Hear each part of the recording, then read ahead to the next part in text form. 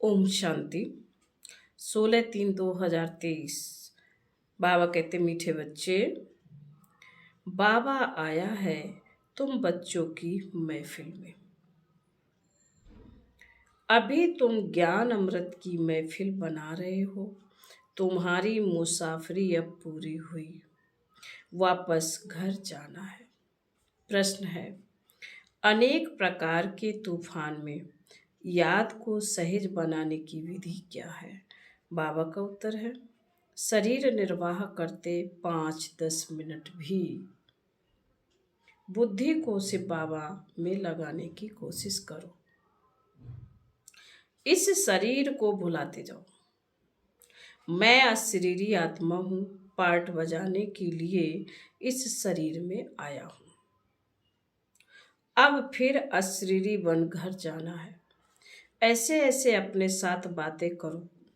एक सत बाप के साथ बुद्धि का संग हो, दूसरे संग से अपनी संभाल करो, याद सहज हो जाएगी। गीत है, आ गए दिल में तू। ओम शांति। बच्चों ने गीत सुना और अर्थ भी बच्चों ने दिल में समझा होगा। फिर भी बाप समझाते हैं, क्योंकि अभी बाप इस महफिल में आए हुए हैं। महफिल तुम्हारी भी है, सारी दुनिया की भी है। भगवान कहते हैं, मैं आता हूं भक्तों की महफिल में। तो सब भक्त ठहरे, उनमें भी फिर खास उन भक्तों की महफिल में आता हूं जो भक्त मुझ परम पिता परमात्मा से वर्षा लेने आए हुए हैं। जिन आत्माओं की बुद्धि में अब परम पिता परमात्मा की यादें हैं, उन्हों की महफिल में हाजिर हूं। महफिल में कुछ खिलाया पिलाया जाता है। बाप कहते हैं, तुम बच्चों को ज्ञान अमृत की महफिल करा रहा हूं। जो आकर बाप के बने हैं वह समझते हैं बाबा आया हुआ है। हमारी इस महफिल में फिर नंबर बार सबको वापस ले जाएंगे। खास तुम बच्चों की महफिल है, आम सबकी है। जहां बाप होगा वहां हम बच्चे भी होंगे। बाप कहते हैं, हम भी अशरीरी हैं। तुम भी जब अशरीरी थे तो मेरे पास थे। याद दिलाते हैं 5000 वर्ष हुए हैं। लॉन्ग अगो कहते हैं ना, 5000 वर्ष से बड़ी मुसाफरी होती है ना। भारतवासी यह भूले हुए हैं कि शिव भगवान कब आए थे। उनकी जयंती मनाते रहते हैं, कहते हैं आए थे जरूर लॉन्ग अगो, परंतु कब आए थे यह कोई को पता नहीं। कोई कहेंगे लाखों वर्ष हुए हैं, कोई क्या कहेंगे एक्यूरेट, तो कोई को पता नहीं है। यह तो बाप ही बता सकते हैं। कहते हैं बच्चे, 5000 वर्ष पहले भी हम तुम बच्चों के पास इस महफिल में आया था। दुनिया में शिव जयंती तो मनाते हैं। उसी दिन उनसे जाकर पूछो कि बताओ इनको कितने वर्ष हुए हैं। गांधी की जयंती मनाएंगे तो झट बता देंगे कि इतने वर्ष हुए हैं। शिव का कोई बता नहीं सकते, परंतु तुम बच्चे जानते हो शिव को तो बहुत समय हुआ, जबकि आया था वह तो कुछ भी जानते नहीं। कहते हैं जन्म मरण रहित है, नाम रूप से न्यारा है। अरे नाम रूप से न्यारा है तो फिर जयंती किसकी मनाते हो? तो नाम रूप से न्यारा हो नहीं सकता। जरूर भारत में ही आया था, तब तो जयंती मनाते हो ना।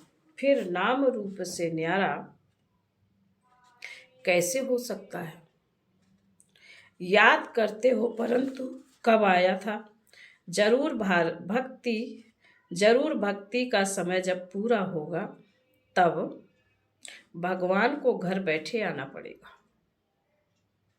भगवान किस रूप में आते हैं यह कोई भी नहीं जानते हैं। बड़ा चतुराई से कोई से पूछना है, फिर समझाना है। भगवान तो है निराकार, तुम उनकी पूजा करते हो, कहते हो हे परमात्मा, हे भगवान।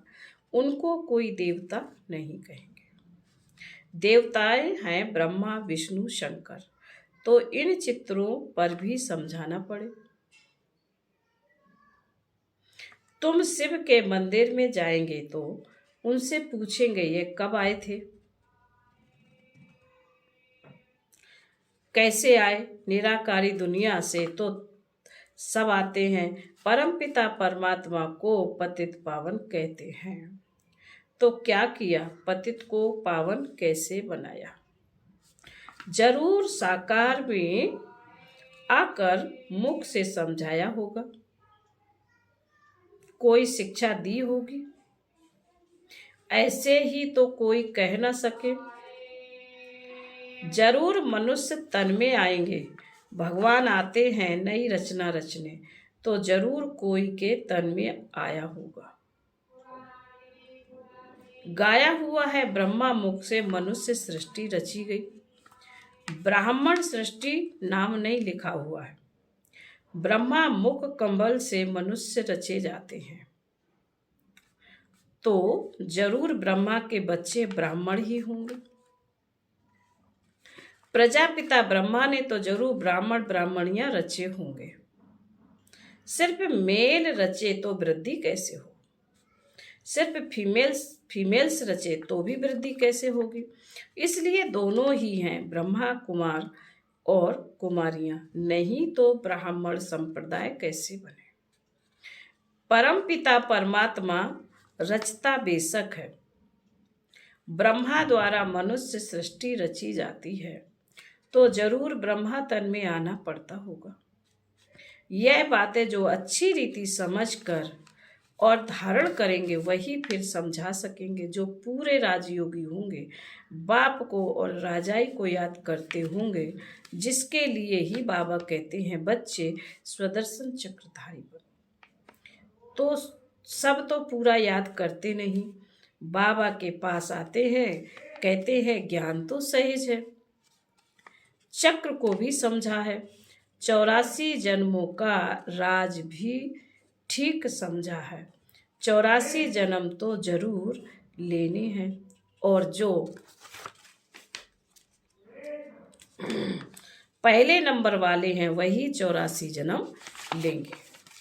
बाबा ने कहा और जो पहले नंबर वाले हैं वही 84 जन्म लेंगे। यह तो सब ठीक है, परंतु याद में रहना यह बड़ा मुश्किल है। योग में अनेक प्रकार के तूफान आते हैं, उनको कैसे वश करें? उसका उपाय क्या है? कौन सा टाइम है जिसमें अच्छी रीति याद कर सके? तो बाबा ने समझाया, यूं तो चलते फिरते उठते बैठते याद करो।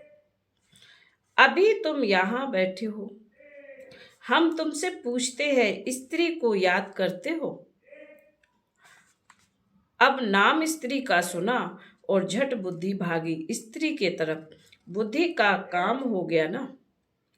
वैसे ही तुम भल कोई भी काम शरीर निर्वाह अर्थ करो, परंतु शिव बाबा के पास बुद्धि लगाने की कोशिश करो।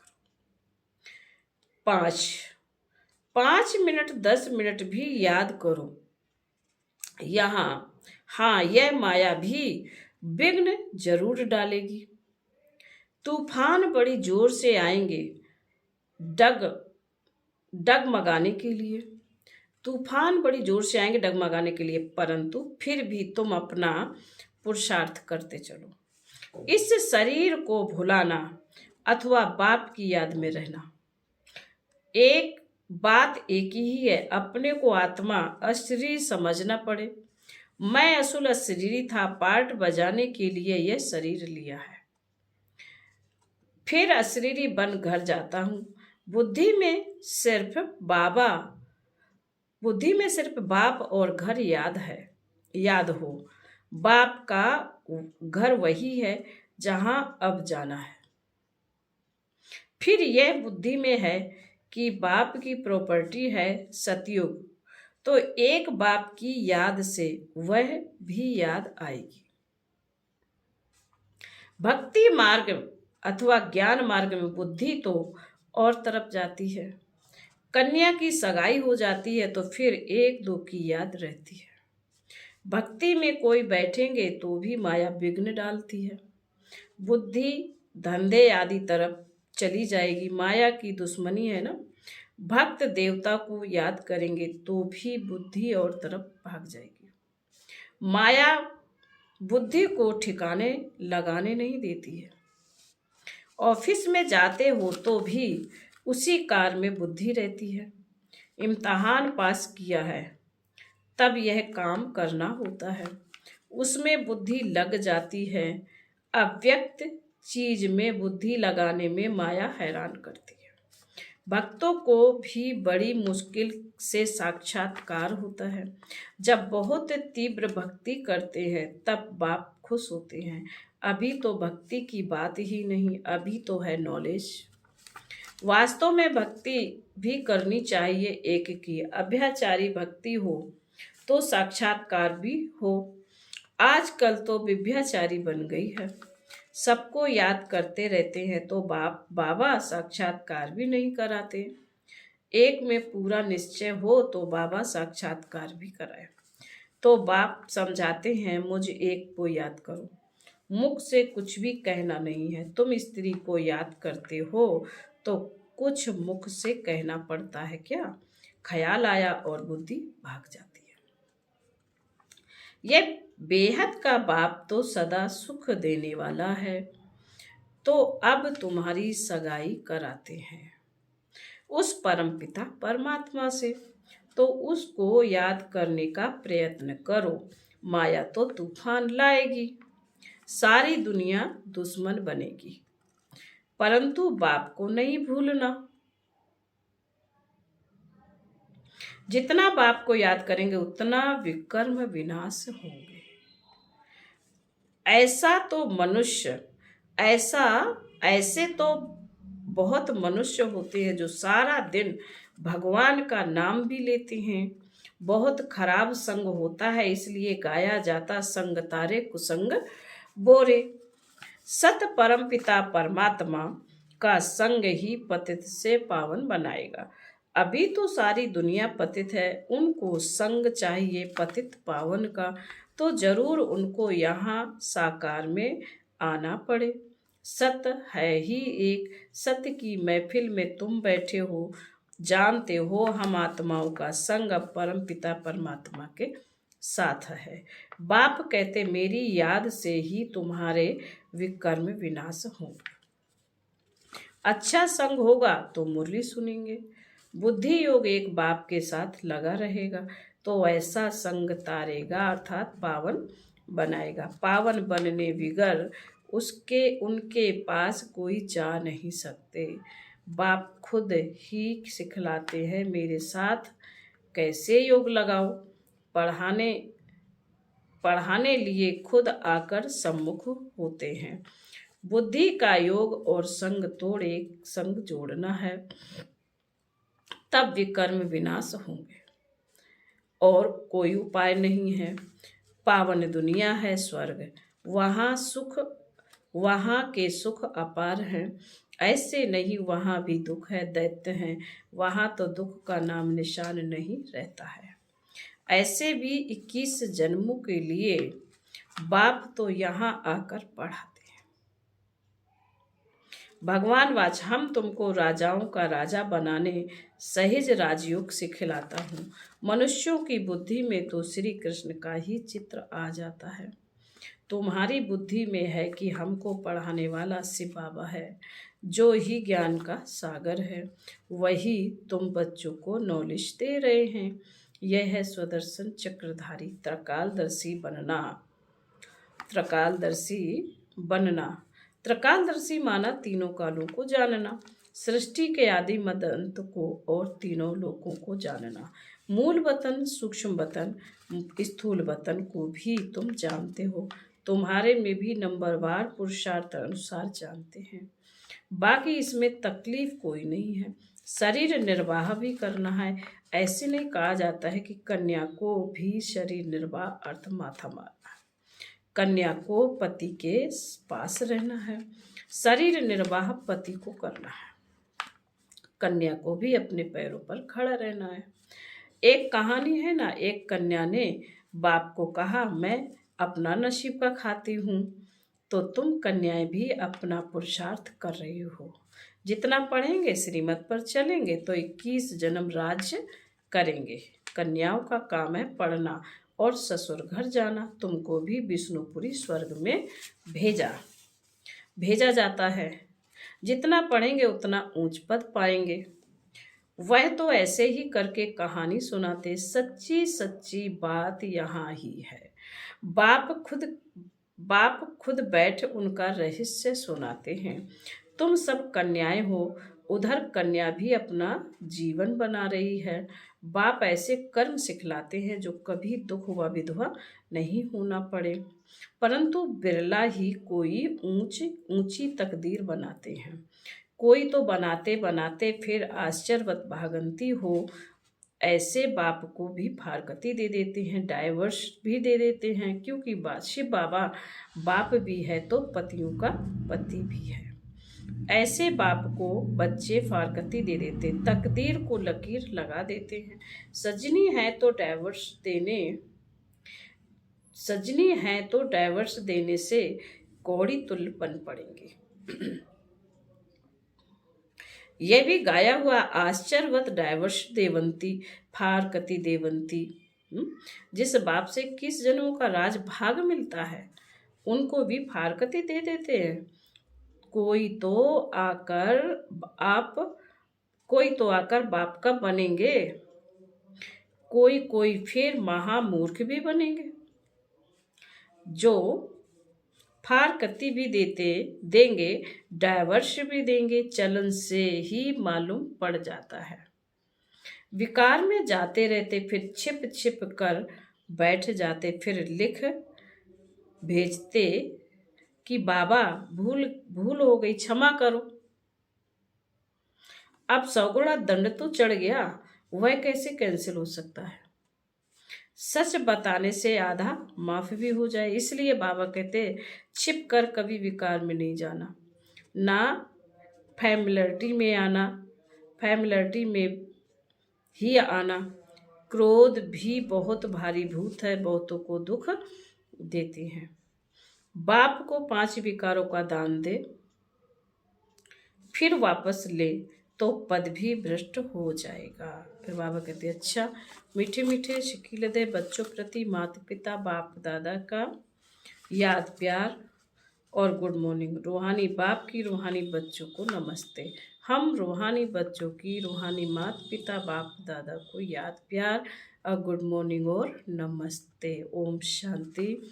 धारण के लिए मुख्यार है अपनी उच्च तकदीर बनाने के लिए विकर्म विनाश करने का पुरुषार्थ करना है। पढ़ाई पर पूरा ध्यान देना है। नंबर 2, कुसंग से अपनी संभाल करनी है। पतित पावन बाप के संग से स्वयं को पावन बनाना है। आज का वरदान है स्वदर्शन चक्रधारी बन, हर कर्म चरित्र के रूप में करने वाली माया जीत सफलता मूर्त भाव। जैसे बाप के हर कर्म चरित्र के रूप में गाए जाते हैं, ऐसे आपके भी हर कर्म चरित्र के समान हो, जो बाप के समान स्वदर्शन चक्रधारी बने। उसमें कभी भी साधारण कर्म नहीं हो सकते। स्वदर्शन चक्रधारी की निशानी है सफलता स्वरूप। जो भी कार्य करेंगे उसमें सफलता समाई हुई होगी। स्वदर्शन चक्रधारी मायाजीत होने के कारण सफलता मूर्त होंगे, और जो सफलता मूर्त हैं वह हर कदम में पद्मा पदम पति हैं। आज का स्लोगन है, खुशी के समर्थ संकल्पों की रचना करो तो तन मन से सदा खुश रहेंगे। ओम शांति।